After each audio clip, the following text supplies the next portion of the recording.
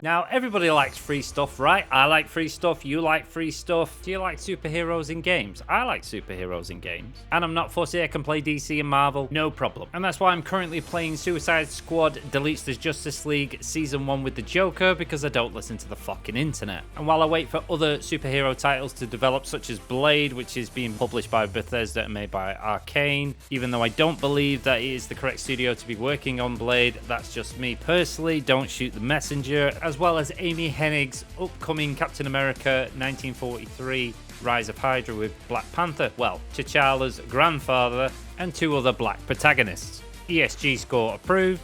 Hold my beer.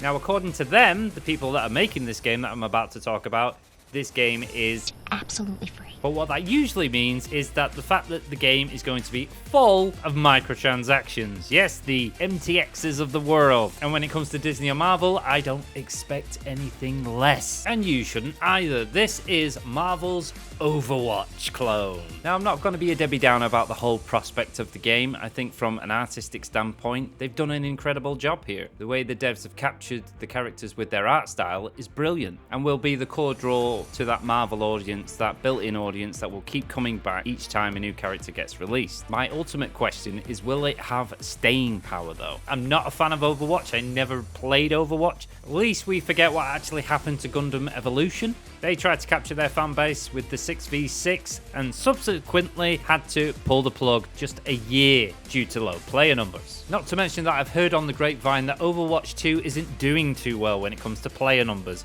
What a time to bring out another version of Overwatch, but with Marvel characters. Now, I love Marvel characters, a lot of them, and I will be giving this game a shot. There will be a closed alpha dropping next month in May, so if you want to get in on that, be sure to head over to their website, fill out this questionnaire, and obviously be aware that by filling out the questionnaire and submitting your form does not guarantee you entry to the alpha, unless you want to wait until the official open beta is announced. So this, ladies and gentlemen, is Marvel Rivals. It will be a free-to-play PC title both on Epic and Steam with no current official release date, and we'll see teams of 6 heroes as well as villains from the Marvel Universe face off in battles across multiple worlds from Asgard to the Tokyo of 2099. When it comes to the game's story, it revolves around Doctor Doom and his 2099 counterpart forcing the Marvel multiverse to collide into the time stream entanglement, with heroes and villains from across the multiverse teaming up to put a stop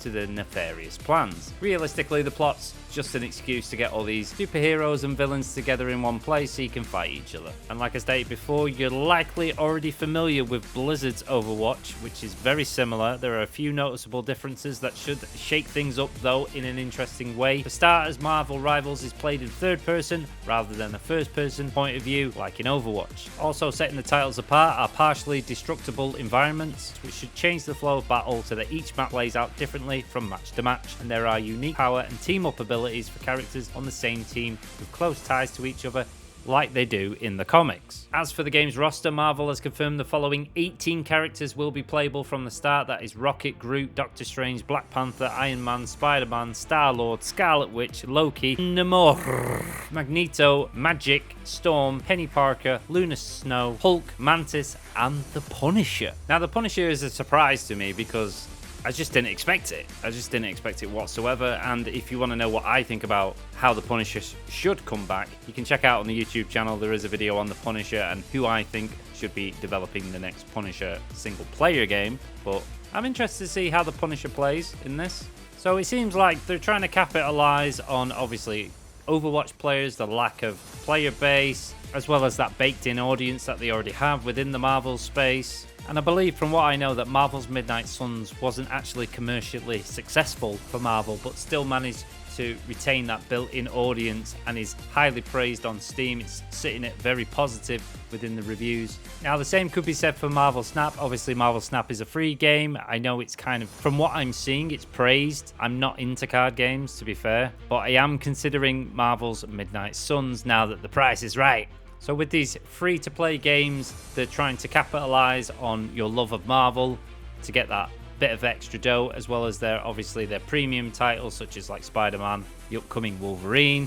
And what better way to have this ongoing stream of revenue than to fill them full of microtransactions as well as sell you the premium titles on top. Now, I get it from a business perspective. You're covering all your bases. There are different gamers out there. Different gamers like different types of games, but they also like superheroes. So they're just capitalizing on different genres. It's fair. It's good business. As with any game, it always finds its core audience. And one of the things I don't really like about Overwatch, or even Gundam kind of got to me after a while of playing it a lot of the time, is it gets, as we gamers say, it gets super sweaty. So it gets super competitive, and it just ruins the fun for everybody, especially the casual audience. Now, this game is actually made by mobile developers as well, so we don't know if it'll come to mobile as well in order to capitalize on all those mobile gamers out there. Now, if you're not aware, mobile gaming is actually bigger than gaming itself. It earns billions upon billions, so that would not surprise me, as they need to capitalize on a lot of these properties due to the fact that they're just having flop after flop after flop when it comes to the movies. Now, there is one potential glimmer of hope, which is Deadpool 3, which I will venture out of my house and go to the cinema to watch,